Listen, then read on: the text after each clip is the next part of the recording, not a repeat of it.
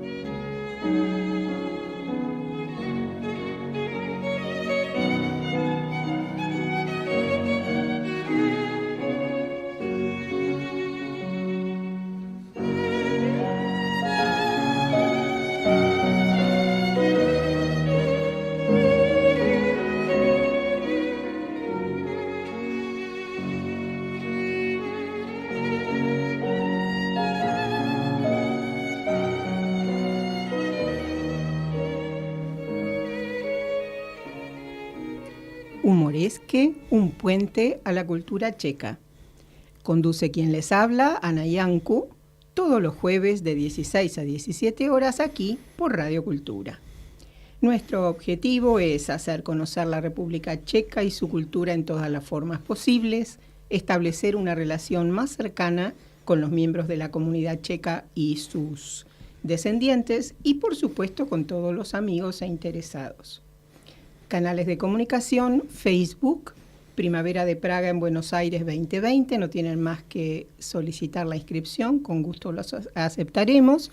Y para comunicarse con el programa o dejar sus inquietudes, al mail centroculturalcheco@hotmail.com. Repito, centroculturalcheco, todo seguido y minúscula, @hotmail.com.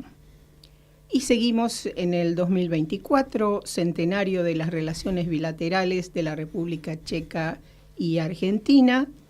El 30 de septiembre concluyó el ofrecimiento de Arkino Pictures de una película diaria, ponerla a disposición, una película diaria del cine de oro checo. Pero las películas van a continuar disponibles en destacados, así que si no pudieron verlas todas, todavía van a acceder. No sé por cuánto tiempo. Lo que sí es importante es que hay que ser miembro de Primavera de Praga en Buenos Aires 2020 para poder acceder a las películas. Y aquí tenemos, como de vez en cuando yo me doy lujos, esta vez invité al doctor Jorge Nicolás Lucero a venir al programa y aceptó. Así que aquí lo tenemos. Bienvenido, Gigi. Hola, Ana, ¿cómo estás? Muy buenas tardes para vos y para todos. Encantado de estar acá. Bueno, ¿quién es el doctor Jorge Nicolás Lucero? Bueno, sangre checa no tiene, les voy avisando, pero tiene un interesante currículum. Jorge Nicolás Lucero es doctor en filosofía por la Universidad de Toulouse, Jean Jaurès, no sé si lo pronuncié bien. Jean Jaurès. Jean Jaurès, bueno, mi francés, perdón. Y la Universidad de Buenos Aires. En 2016 obtuvo una beca para asistir a la Escuela de Verano de Estudios Eslavos de la Universidad Karlova de Praga. Acá empieza su contacto. En los últimos años se ha dedicado al estudio de la filosofía y la historia intelectual checa, con especial énfasis en Jan Patočka y Tomáš Garrigue Masaryk. Ha traducido el libro Interioridad y Mundo de Jan Patočka en SB Editorial 2020 y cotraducido El Camino a la Simplicidad de Milena Jasenska para la editorial Vilnius, que se publicará durante el mes de noviembre. ¿Ahora? Sí, ahora, muy pronto. Eso esperamos. Está en el horno, como se dice. Exactamente. Forma parte de la Sociedad Argentina Dostoyevsky, una asociación civil dedicada a los estudios eslavos. Para la revista Eslavia coordinó 2 números dedicados a la literatura checa escrita por mujeres, los cuales tuvieron el auspicio del České literární centrum. Actualmente se desempeña como docente en la Universidad Nacional de Lanús y la Universidad Argentina de la Empresa.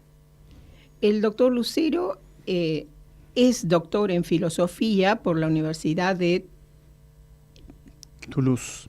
Jean-Jaurès. Bueno, él lo dice mejor. Y la Universidad de Buenos Aires.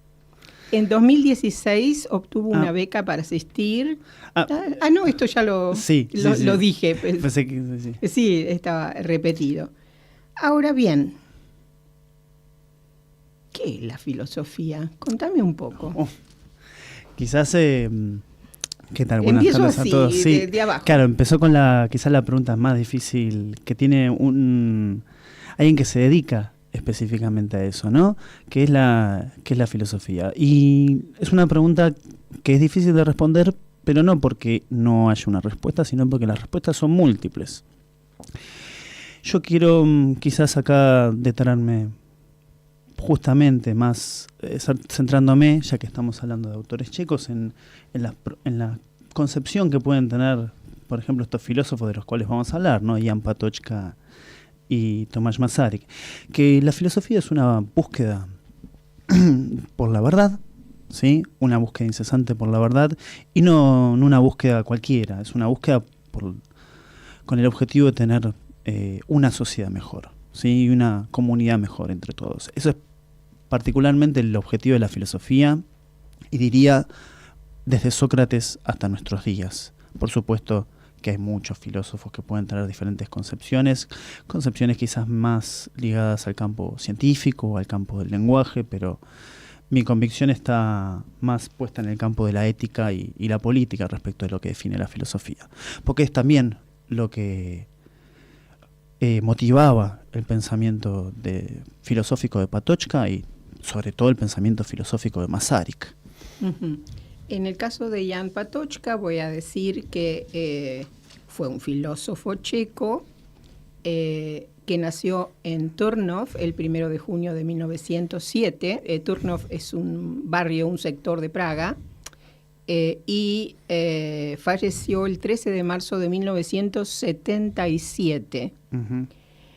Dice, renombrado filósofo checo, fenomenólogo, seguidor de Husserl y defensor de Heidegger. Uh-huh.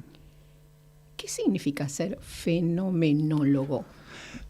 Bueno, Patočka como filósofo va a adherir durante toda su vida, pero particularmente ya desde desde toda su vida, desde cuando es un joven estudiante ya en la Universidad de Karlova, a la filosofía fenomenológica que va a construir Edmund Husserl y otros pensadores, pero en particular sus mayores representantes son Edmund Husserl y Martin Heidegger. La fenomenología es una posición filosófica que trata de estudiar, vamos a decirlo de este modo, ¿no?, las relaciones entre la conciencia y el mundo. En este sentido es una filosofía de la subjetividad, que trata de abordar de una manera concreta, difícil. Ay, Dios. Pero de una manera concreta cómo es los vínculos entre el hombre y el mundo que lo rodea. Ajá. Y Patočka, bueno, es uno de los grandes referentes de esta corriente filosófica, algo que en los últimos, diría, 20 años se ha logrado enfatizar más, ¿no? Sobre todo con las traducciones que ha habido de su obra desde finales del siglo pasado hasta ahora, y eso lo ha convertido en un referente tan importante como estos que mencioné, ¿no? Edmund Husserl y Martin Heidegger. ¿Husserl era alemán también? No. Husserl era un filósofo alemán pero sin embargo también tiene un origen muy interesante porque su origen es moravo, ¿no? Nació en Prostějov, en la zona de Moravia, pero bueno, él no tuvo un vínculo directo con el idioma checo, con la cultura checa, sino a partir de otras referencias. Por ejemplo, él fue compañero de cuarto de Tomáš Masaryk en Leipzig, cuando Masaryk estaba estudiando en Leipzig, y él también. y de hecho es un referente para Husserl mismo, menciono esto porque Husserl es uno de los filósofos más importantes del siglo pasado. Señalaba en una carta, ahora ya me voy a recordar a quién se la dirigía, pero señalaba la importancia que tuvo Masaryk en su vida, para mostrarle cómo era la verdadera visión sobre la vida y la moral. Para aquellos oyentes que no están tan adentrados en la historia checa, Tomáš Garrigue Masaryk fue el primer presidente de la Checoslovaquia, que es formada en 1918. Entonces, para nosotros es un referente, digamos, sin objeciones. Y en el caso de Jan Patočka también, o sea, es un nombre que suena, fue signatario de la Carta 77, ya estamos hablando del segundo periodo. Signatario y primer vocero también. También. Eso también es algo que justamente es una de las cosas que más me terminó por fascinar, tanto de la filosofía como de las figuras de Masaryk y Patočka, era el rol que tenían para la propia historia de su país. Porque Masaryk, como nos decía Ana, es una persona fundamental, porque fue el fundador de la primera República Checoslovaca, y pero tuvo una carrera política muy amplia anteriormente, ¿no? Hacia finales del siglo XIX y el XX. Claro, nosotros conocemos el aspecto como presidente y referente, pero tiene todo un trasfondo filosófico también. Tiene también un trasfondo. Él se formó en filosofía y él fue profesor en la Universidad Karlova. Era hoy lo que llamaríamos un filósofo y un sociólogo. Y toda su propuesta para liberar a los checos, ¿no? Para construir un Estado checo independiente, se basa en sus propuestas filosóficas. Y en las de Masaryk. Las de Masaryk, sí. Y de hecho, Jan Patočka nació en 1907, o sea que ya estuvo en ese periodo, pero tiene también, o sea, sé que fue signatario de Carta 77, que fue un gran manifiesto por el comunismo, estamos hablando ya después de la Segunda Guerra, y él fallece ese mismo año.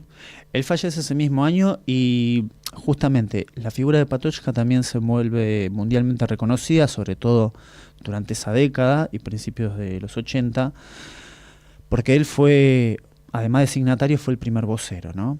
Y como primer vocero también formó parte obviamente de los castigos y las venganzas, ¿no? del régimen comunista de Husak al respecto. Y su fallecimiento es provocado por eso. Porque después de un interrogatorio de no sé cuántas horas. Tuvo 2 interrogatorios al principio de marzo. La causa de estos interrogatorios es que se juntó con el ministro de Relaciones Exteriores holandés, Mats van der Stoel, que justamente que había ido al país a verificar estos reclamos que estaba teniendo la Carta 77.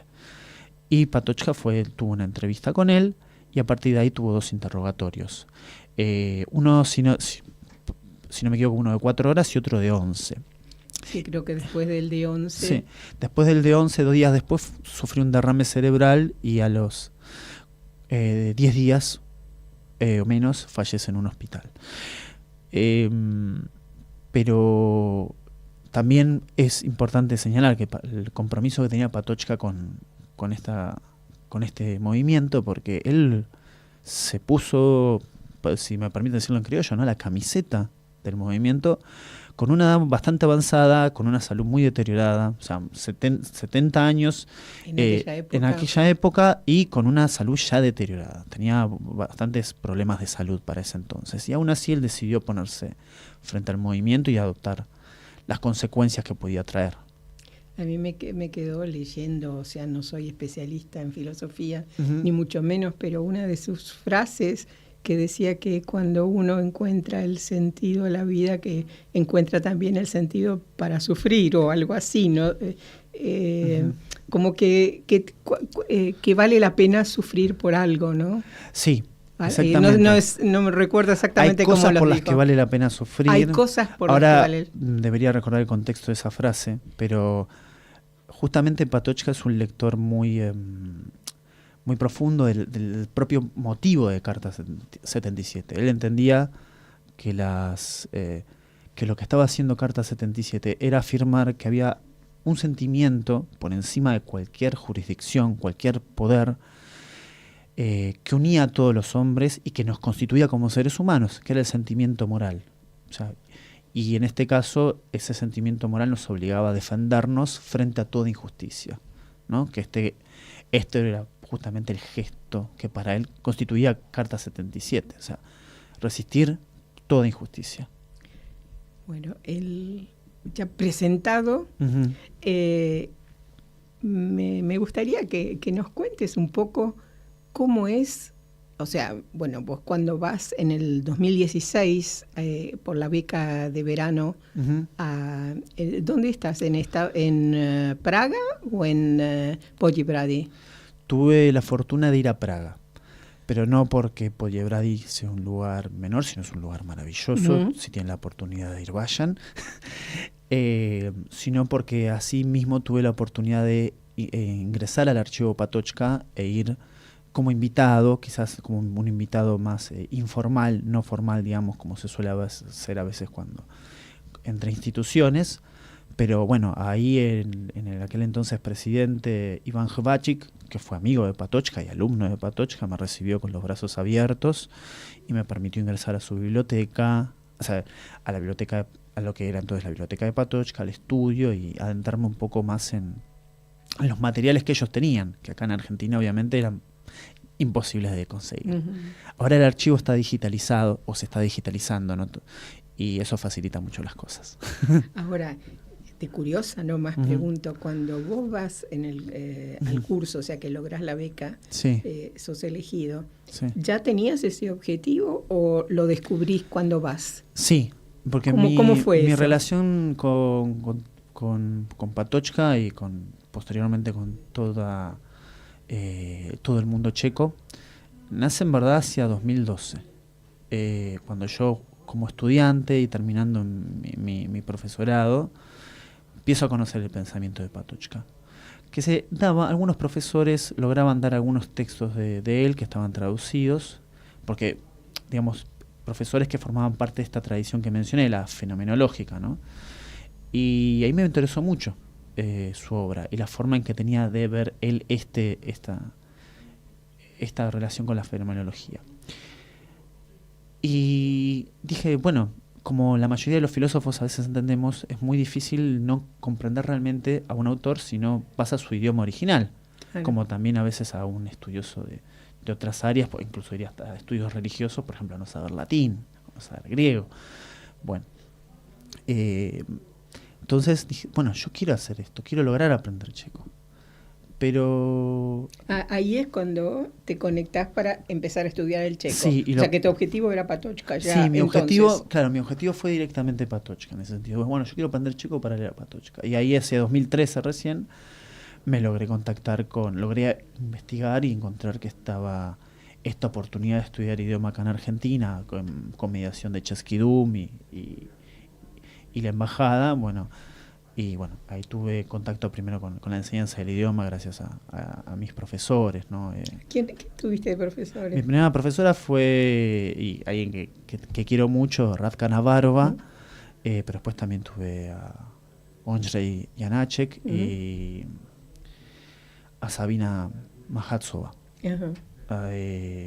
Pero con quien más tuve clase fue con Radka, por eso también tengo un cariño especial. Y también cuando estuve allá pudimos recorrer su pueblo, Tábor, juntos, que es un pueblo fundamental. Bueno, para la Tábor, historia, sí, yo no lo para la pude historia recorrer checa. con ella, fui sola, Ujú. pero sí, pisar Tábor y ver los susitas presentes en todos lados es fuerte. Es fuerte y es muy interesante. Sí.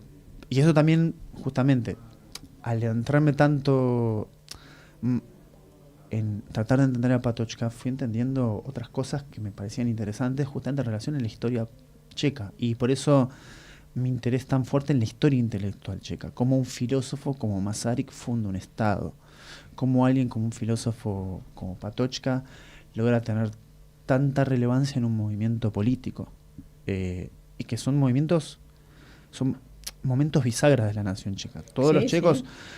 saben y valoran la fundación de la Primera República, el gesto disidente de Carta 77, ¿no? Y posteriormente, por supuesto, ¿no? la Revolución de Terciopelo, de la cual Patočka no participa, pero es un ensamble de eso. Su gesto Bueno, es él un ya ensamble. fallece, ya está fallecido en el 77. Ya fallece, pero es parte de la motivación después Sí, moral está en la gesta. y política que conduce a Havel y a todos los signatarios a continuar, ¿no? Y después aprovechar el momento para derribar el comunismo. Ahora, vos traduciste del checo al español algunas obras que no estaban traducidas, porque de Patočka hay traducciones ya al español de algunas obras. Hay traducciones de algunas obras, sí, de Patočka al español. Y yo los textos que traduje eran textos de un periodo que no estaba traducido en ningún idioma.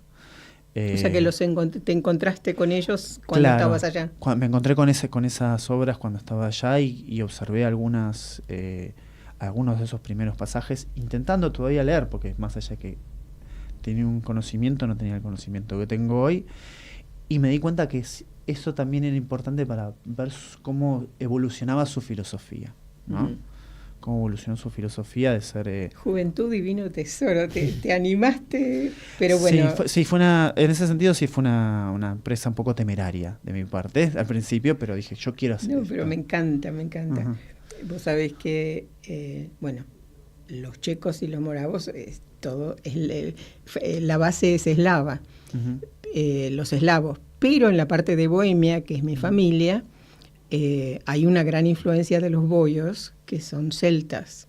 Los celtas tienen muchos dichos, muchos tiempos fueron nómades, rebeldes y también buscando, y a veces no de las mejores maneras, pero hay una de las tantas frases que dice que para conseguir las cosas hay que tener luz en la cabeza y fuego en el corazón, o pasión, como lo quieras decir, pero el dicho dice así. Y yo digo, analizando los grandes hitos, las grandes cosas que se hacen, que uno dice, ¿cómo se animó? ¿Cómo se atrevió? Y bueno, es sencillamente eso, cuando te queda claro a dónde vas o qué es lo que te interesa y tenés juventud, no hay quien te pare. Bueno, sí, en ese sentido creo que sí, creo que aproveché ese momento. Y de todas formas, igual esto me permitió continuar no solo conociendo el idioma, que tuve esta oportunidad enorme estando en Praga y visitando el archivo Patočka y dividiendo mis mañanas entre estudiar checo y mis tardes en el archivo Patočka. ¿Fuiste en la beca que es de 4 semanas? En la beca, la escuela de verano que duraba 4 semanas. No dormías, prácticamente aprovechabas dormí muy poco, la verdad, pero digamos, es una de las pocas ocasiones donde uno duerme poco y está feliz, en ese caso. Sí, claro, porque uno quiere, lo he vivido también, el hecho de que querés aprovechar, porque decís, no sé si voy a volver a tener esta posibilidad, ¿no es cierto? Sí. Así que fantástico. Y actualmente entonces vos das clases en la Universidad de Lanús. Doy clases en la universidad. Y en la UADE. Así es, clases de filosofía. Por el momento no tengo, digamos, la oportunidad de introducir a estos pensadores en la currícula, pero... O sea, da filosofía general. Claro, de filosofía general en ese sentido. Pero sí, yo vi en algún lado que has dado seminarios sobre Patočka. Claro, porque yo también, hasta hace unos años, yo formaba parte del CONICET, pues tuve la oportunidad de tener una beca doctoral y una beca postdoctoral. Mi beca postdoctoral la dediqué exclusivamente a Patočka y en esa oportunidad sí, he dado seminarios al respecto. He dado un seminario directamente sobre la obra de Patočka. Que fue bastante provechoso y para mí y creo que para los estudiantes al menos, y me permitió mostrar un Patočka que no sea puramente académico, no puramente referido a los contenidos filosóficos de la fenomenología, sino también a este contexto que es el que me parece más fascinante y que es inherente a la nación checa y a la historia checa. Y tengo entendido, porque me preguntaron por vos hace un tiempo que te había consultado de Colombia, que hay unas reuniones con la parte de Patočka, ¿puede ser? ¿O hay como congreso o algo así. Bueno, en ¿Puede Colombia yo tengo bastante contacto con algunos filósofos de allá, entre ellos Germán Vargas Guillem, que es un fenomenólogo colombiano y que es parte de la Universidad Pedagógica Nacional y que hace unos años se dedicó a investigar más a Patochka. Me contactó a mí, en su momento participamos de seminarios virtuales juntos, hace unos años, ¿no? Y sí, lograron, justamente con el apoyo institucional, lograr acuerdos con la Academia Checa de Ciencias, con el Instituto de Filosofía de la Academia Checa de Ciencias. De hecho, hace poco también fueron algunos comeniólogos, esta semana, unos comeniólogos para allá a dictar conferencias. Viera Shiferová, que digamos es la comenióloga viva más importante, y después también Tomás Javelka. Esos como nombres, pero hay muy buena relación. Y efectivamente yo también ahora, hacia final de octubre, voy a participar en un congreso allá en Colombia. ¿Viajas? Viajo, sí. En la Universidad Sí, Tecnológica de Pereira. No sé si fue el año pasado que me preguntaron por vos y me dice, ¿tenés contacto? Que estaban así. Y yo digo, sí, sé que se dedica a Patochka, pero demasiado Bueno, no sabía. Me invitaron justamente también a dictar alguna conferencia sobre Patochka, así que voy muy contento. Buenísimo. ¿Y comeniólogos que fueron allá al Congreso, qué relación hay entre Comenios y Patochka? Bueno, Patochka... Perdón mi ignorancia. No. Patochka yo digo a veces, quizás sin querer o queriendo, pero parece más sin querer porque las circunstancias de su vida, que son muy numerosas y quizás no las podría enumerar todas, pero bueno, él siempre tuvo problemas con el poder, ¿no? O sea, obviamente cuando los nazis invadieron Checoslovaquia y se apropiaron de los Sudetes, bueno, las universidades checas cerraron y él fue excluido de la enseñanza secundaria. Después cuando se liberaron... Estamos hablando que Comenius es de otro siglo, ¿no es cierto? Sí. Para eso voy, perdóname. Sí. Pero porque después, posteriormente, el comunismo también lo expulsa de la universidad. Sí, claro. Y ahí termina, cayendo en el Instituto de Pedagogía de la Academia Checoslovaca. Y se dedica a la compilación de obras de Comenia, con otros pensadores, ¿no? También. Pero de alguna manera él se vuelve uno de los comeniólogos más importantes también del siglo pasado, es uno de los expertos más grandes de Comenio, porque nos compila su obra y escribe sobre su obra.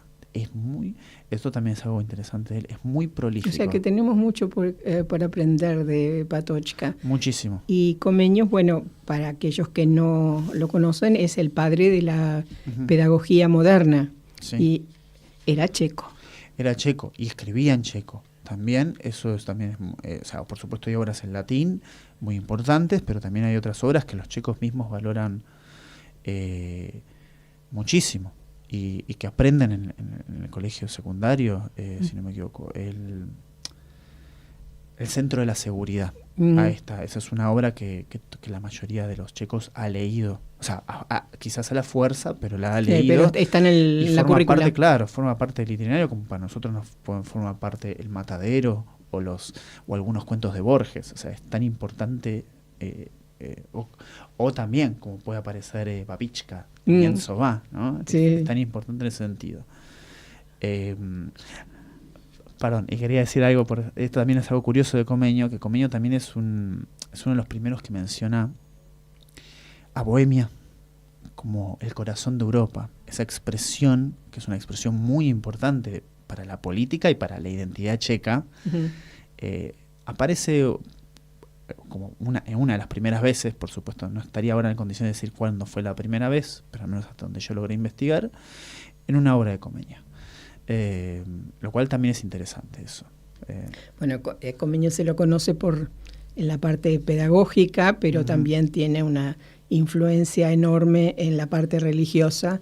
Pero bueno, eso va a dar para otra charla. Sí, sin duda. El tiempo es tirano y ya tenemos que ir terminando esta parte, pero me encantó que nos vinieras a visitar y dado que vas a, si Dios quiere, publicar en noviembre esta obra de Milena que tiene que ver con Kafka, ¿o no? No. Esta obra de Milena son unos artículos que Milena escribió para los diarios, particularmente para el diario... Milena, la Milena novia, Yesenska, claro. La novia de Kafka. Claro, o novia, o qué claro, sé yo. se la ha reconocido como obviamente el amante de Kafka, pero Milena es una de las intelectuales checas de entreguerras más importantes. Y este conjunto de este libro es un conjunto de columnas que ella escribió para Narodni Listi, donde habla de distintos temas como, bueno, la felicidad, la búsqueda por la simpleza, la aceptación de lo imperfecto, donde también aparecen ecos de la influencia de Kafka, ¿no? Y de otras cuestiones, pero muestra algo de su personalidad que es tan propio y interesante. También la vida de Milena fue muy interesante. Creo, por si no saben, Milena también murió en un campo de concentración, a pesar de no ser judía, porque ella, y a pesar de tener un padre antisemita, porque ella quiso formó parte de la resistencia, ¿no? Y finalmente después fue llevada a campo de concentración y murió en Ravensbrück después, en 1944. Te quiero comprometer entonces para algún momento de noviembre, cuando el libro ya haya salido, venís a presentar y nos hablas de tu libro. Y hablamos de Milena, sobre todo. Hablamos de Milena. Y del libro. ¿Te parece bien? Me parece perfecto. Bueno, muchas gracias por haber venido. Vos, realmente es muy valioso tu aporte y perdona el poco conocimiento, pero bueno, uno por lo menos quiere escuchar a los que saben. No, yo encantado. Sí, o sea, para mí también es devolver algo de lo que Chequia me dio a mí, esto. ¿sí? Bueno. Así que bueno, gracias. Yekuyimots. Yekuyu. Bueno, y ahora sí seguimos con nuestro programa. Y el 1 de octubre de 2019 se cumplieron 5 años del fallecimiento de alguien que formó parte de lo popular falleció a los 80 años, y a quien se lo titulaba el ruiseñor checo. Me refiero a Karel Gott, cantante y pintor. Karel Gott nació el 14 de julio de 1939 en Pilsen y falleció, como les dije, el 1 de octubre de 2019 en Bertramka, Praga. A 5 años de su fallecimiento lo recordamos como el ícono del pop checo. En los años 70, la prensa occidental le dio el nombre de el Sinatra del Este. Los fans checos le apodaban con cariño Carlitos el Divino, porque Gott en alemán significa Dios. De joven quería ser pintor e intentó, pero sin éxito, ingresar en la Escuela Secundaria de Artes Plásticas. Como no aprobó los exámenes, comenzó a aprender el oficio de electricista. Pero siempre dedicó parte del tiempo a su hobby predilecto, que era el canto. Más tarde comenzó a estudiar ópera en el Conservatorio de Praga, con un registro de tenor que conservó y cuidó toda su vida, hasta que en 1960 deja la electricidad y se convierte en cantante profesional. Nacía, como les decía, el ruiseñor checo. En 1962 ingresa al teatro praguense muy popular, conocido Semafor. En 1964 el dúo de autores Jiří Suchý y Jiří Sliter escribe para él la canción Oči má sněhem zavate, tienes los ojos cubiertos de nieve, con la que conquistó el primer lugar de la lista de éxitos nacionales. Con este tema obtiene el primer Ruiseñor de Oro, es un premio muy popular para los cantantes, al intérprete checo más popular. Entonces escucharemos a Karel Gott en Oči má sněhem zavate, tiene los ojos cubiertos de nieve. Oči má sněhem zavate, duši má chladný stín, rampouchem srdce prokláté, studený hlas na dlani mráz ledový klín. Slunce svit marně útočí, její cit neroztál. Prosím vás, pane průvodčí, zastavte vlak, už je to tak, nemohu dál. Vidím, že už se šeří a vím teď, že jen zbývá smutek zavřených dveří. Pro toho, kdo je sám, pro toho, kdo si věří, pro toho, kdo si zpívá. Přestože na rtech ho studí polibek poslední. Oči má sněhem zaváté, v duši má chladný stín. Až se mě jednou zeptáte, co z toho mám, že žiju sám, neodpovím. Co z toho mám, že žiju sám, že žiju stále sám.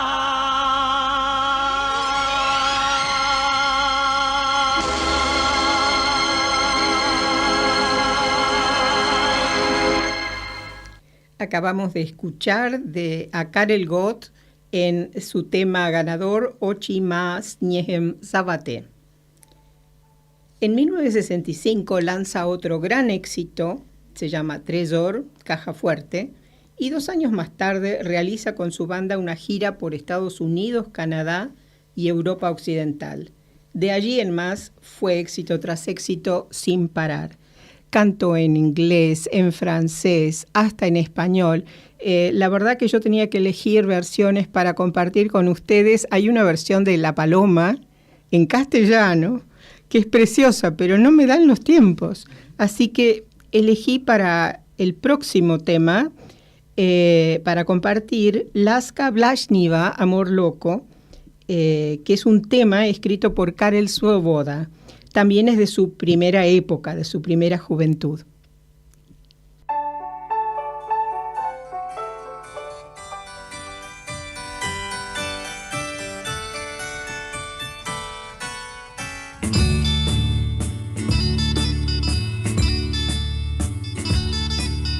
Pár ona a on sní orchestrion. Dívám se za nima smutnejma očima, mám ke smutku sklon. Pouť na kopci řík, jít ve dvou je líp. Slzy mám na vlásku a na rtech otázku zní, jak levnej vtip. Proč pak ta láska bláznivá? Proč se mi léta vyhýbá? Málo soucit má, když noci trávím na rybách. Proč pak ta láska bláznivá? V koutě zůstává. Proč na mě vůbec neútočí a ostatní spoutává?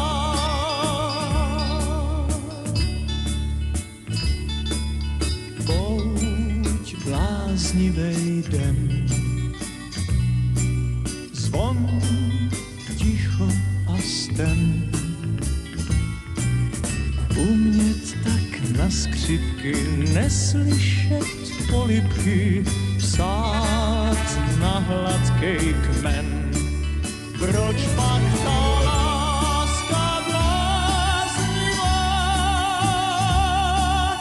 Proč se mi léta bývá? Málo soucit mám, když noci trávím na rybách. Proč pak ta láska bláznivá? V koutě zůstává. Proč na mě vůbec neútočí a ostatní spoutává?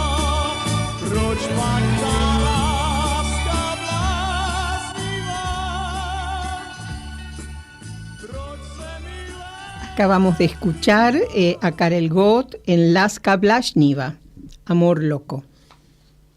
En 1991 ya saltamos, o sea, como les dije, es muchísima la discografía, tiene registrados más de 1000 temas. En 1991 entra en el Salón de la Gloria de la Academia de la Música Pop Checa y un año más tarde lanza su álbum Když muž se ženou snída, cuando un hombre desayuna con una mujer, que se convertiría en el disco más vendido de 1992, un título más que sugerente y más en esa época. Así que escucharemos a Karel Gott en Když muž se ženou snída, cuando un hombre desayuna con una mujer, del álbum homónimo.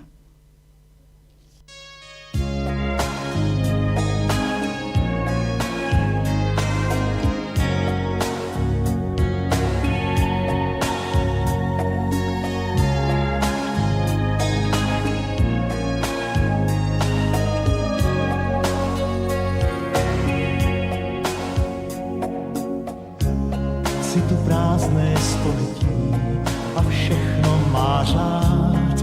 Věrnost, láska, obětí se vzdávají vlád. Náš kód je dán, schází mi v něm nádech vlídných rán. Zas úsvit světem hnul, nehybný je jen pro nás, je čtvrt a nebo půl. Chci hodiny zmást, snad zdáš se mi zdáš. Nepospíchej, zastavím ten čas, když muž se ženou snídá. A vychládá žár, než se den rozhostí, když muž se ženou snídá. Noc zamknou jak chrám s ozvěnou něžností, když muž se ženou snídá.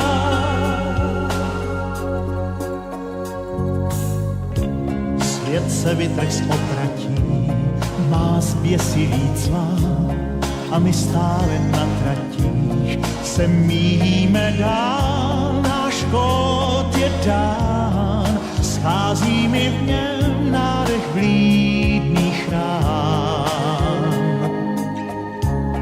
Už svítá a je klad, mňa v čase minulém, den na plyn prudce šla, s ním v údolí tvém, snad zdáš se mi zdáš. Nepospíchej, zastavím ten čas, když muž se ženou snídá. A vychládá žár, než se den rozhostí, když muž se ženou snídá. Noc zamknou jak chrám s ozvěnou něžností, když muž se ženou snídá.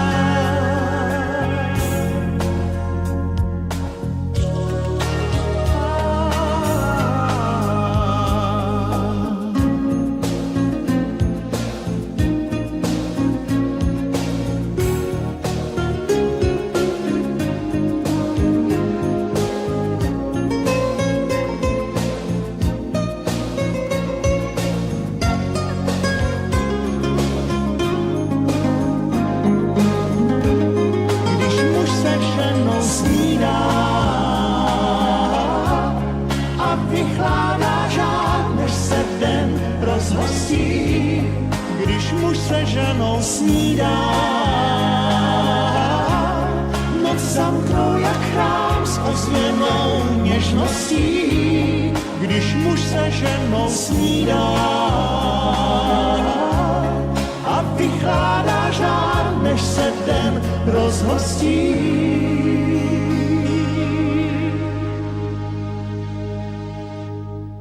Acabamos de escuchar a Karel Gott en Když muž se ženou snídá, cuando un hombre desayuna con una mujer. En 2015 es diagnosticado de cáncer de ganglios linfáticos. Debe hacer una pausa, retoma y en la primavera de 2019, conociendo ya el inminente desenlace, encarga una canción para su despedida. Un dueto con su hija Charlotte Ella, en aquel momento de 13 años, que sigue los pasos de su papá. Ese tema fue lanzado en mayo de ese año y sería su última canción. Escucharemos a Karel Gott y su hija Charlotte Ella Gotová en Srdce nehasnou, Los corazones no se apagan.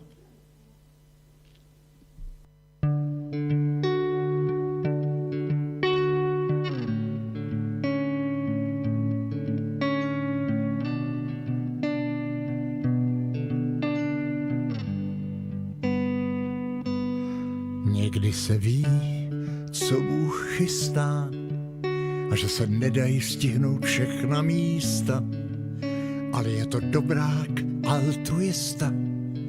Vždyť mi dal tebe domov přístav a v něm si ty celý můj svět, laskavá náruč i zběsilý led a kolem nás hudba, jedna z těch krás, kdy po zádech běhá nám mráz.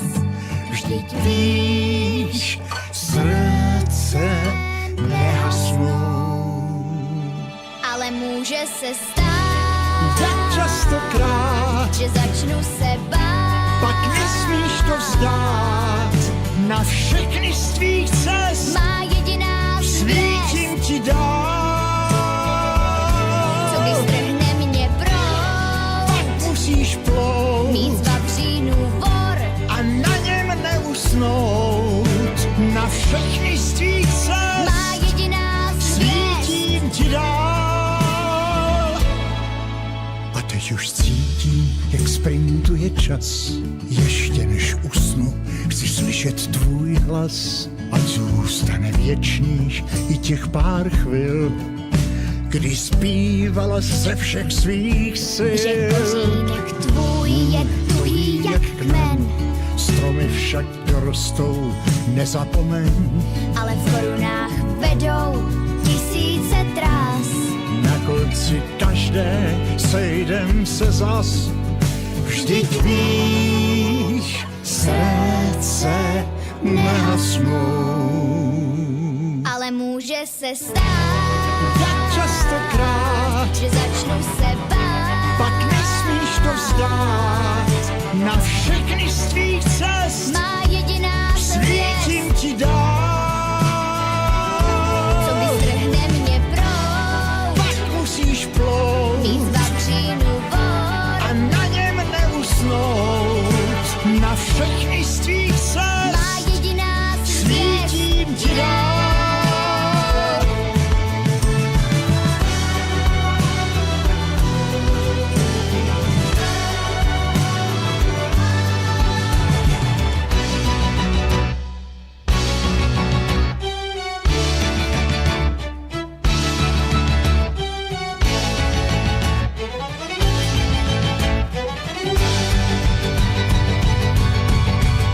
Vždyť víš, srdce nehasnou, ale může se stát, častokrát, že začnu se bát, pak nesmíš to vzdát. Na všechny z tvých cest má jediná zvěst, svítím ti dál. co vystrhne mě proud, Pak musíš plout mít z vavřínu vor, a na něm neusnout. Na všechny z tvých cest svítím ti dál.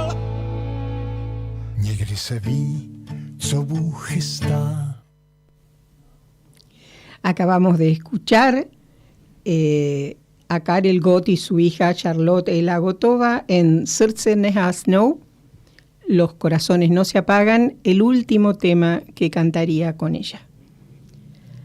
Y bueno, ahora toca Papichín Koutek, El rincón de la abuela. Yo les había hablado hace algunos programas del castillo de Křivoklát. En camino, o sea, si trazan una línea imaginaria entre Praga y Karlovy Vary, a mitad de camino es toda una zona de bosques hermosa. Allí está el castillo de Karlstein y no muy lejos está el castillo de Křivoklát.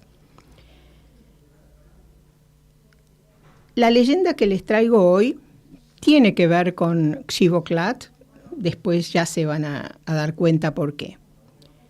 Es sobre el falso alquimista. En la corte del emperador Rodolfo II, también la semana pasada les estaba hablando de algunas leyendas en su período, residieron muchos científicos y artistas respetables, pero también estafadores y charlatanes de toda Europa. Uno de estos últimos fue, por supuesto, el alquimista Edward Kelly.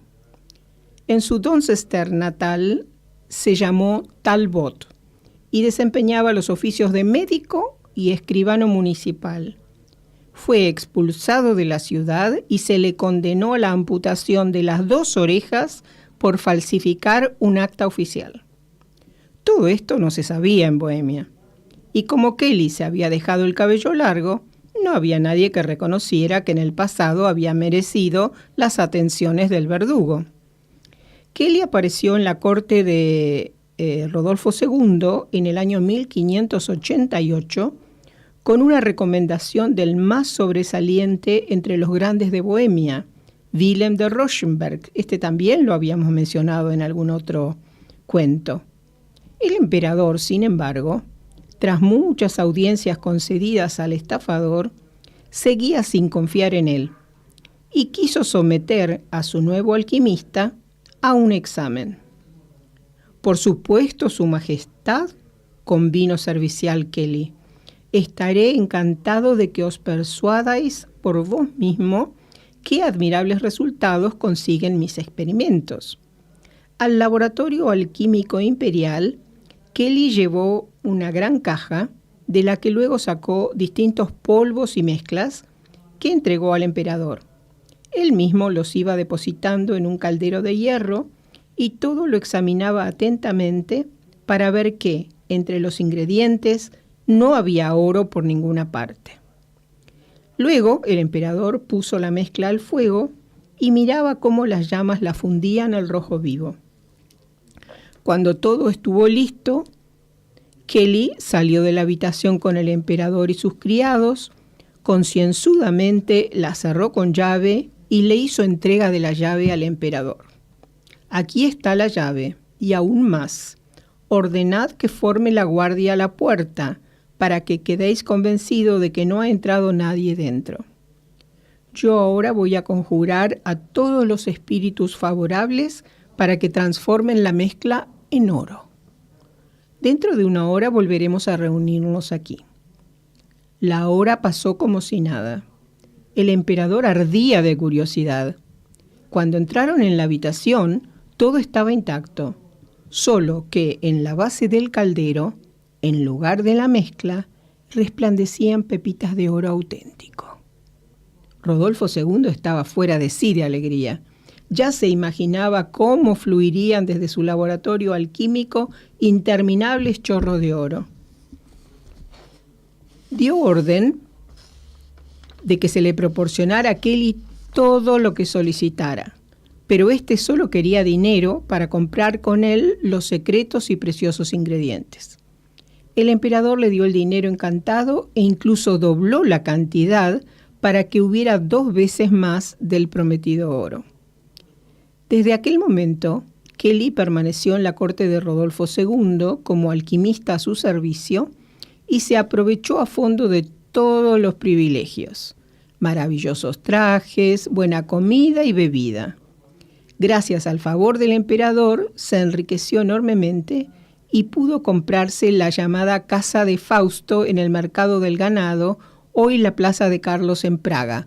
También les comenté en alguna otra semana la historia de la casa de Fausto. Pero pasaban semanas y meses y del oro nada. De vez en cuando el malhumorado emperador le preguntaba cuándo sería fabricado. Entonces Kelly contestaba con una afectada disculpa. Querido emperador, los espíritus aún no están preparados para tan gran volumen de oro como para ti quiero fabricar. No puedes ni imaginarte con cuánta prudencia tengo que seducirlos, cuántas fatigas me cuesta y cuántas fuerzas. No, desgraciadamente tengo que estar a la expectativa de una configuración propicia de las constelaciones estelares. ¿Y cuándo se producirá?, le preguntó el emperador. Puede que en una semana, puede que en un mes, encogió de hombros Kelly atribulado. Las esferas celestes son imprevisibles para la mísera criatura humana. Así fue la cosa todavía algún tiempo, pero no hay árbol que crezca hasta el cielo. En la corte de Rodolfo II se empezó a rumorear que Kelly era un estafador. Uno de los cortesanos empezó a investigar cómo Kelly había engañado al emperador durante la prueba. La caja en la que los criados habían llevado al laboratorio los preciados ingredientes y los enseres tenía un doble fondo, donde iba escondido el hermano del estafador. Cuando el emperador salió de la sala, cambió la mezcla del caldero por oro y volvió a esconderse de nuevo en la caja. Ni siquiera estos rumores, sin embargo, dañaron tanto al alquimista fraudulento como cuando mató en un duelo a uno de los criados del emperador. Con eso, a Rodolfo se le acabó la paciencia. Dio orden a la guardia que detuviera a Kelly, pero este ya hacía tiempo que había huido de Praga en veloz caballo. Algún tiempo más tarde, sin embargo, fue capturado y encarcelado en la torre del castillo de Křivoklát, llamada Juderka. Les cuento que esta torre, Juderka, es muy conocida, es como era donde se detenía a los reos y muy conocida como sala de torturas. Le digo que no es muy agradable estar allí. Allí debía permanecer todo el tiempo que hiciera falta, hasta que revelara al emperador el secreto de la fabricación del oro, del elixir de la vida y de la piedra filosofal, como había prometido tantas veces. Pero al alquimista fraudulento ni se le pasaba por la imaginación dedicarse a desentrañar los misterios de las ciencias naturales en la oscuridad de la torre Juderka. A menudo echaba un vistazo por la ventana y se dedicaba a medir a ojo y a echar cuentas sobre la altura del muro de piedra. Y en secreto fue trenzando una cuerda con lana de sus trajes y distintas otras telas. Cuando un día le pareció suficientemente larga, ató la cuerda a las rejas de la ventana y se descolgó con ella desde la torre. Puede que en ese instante invocara a los espíritus favorables, pero no le sirvió de nada. La cuerda se quebró, Kelly cayó y se fracturó la pierna, de forma tan fea que tuvieron que amputársela. Como de esta manera ya había sufrido una condena suficiente, el emperador mandó que le excarcelaran. Todavía anduvo algún tiempo Kelly con pata de palo vagando por Bohemia. Por aquí y por allá iba dando timos para ayudarse con algún dinero. Y colorín colorado, este cuento se ha terminado. Ahoy, hasta el sábado.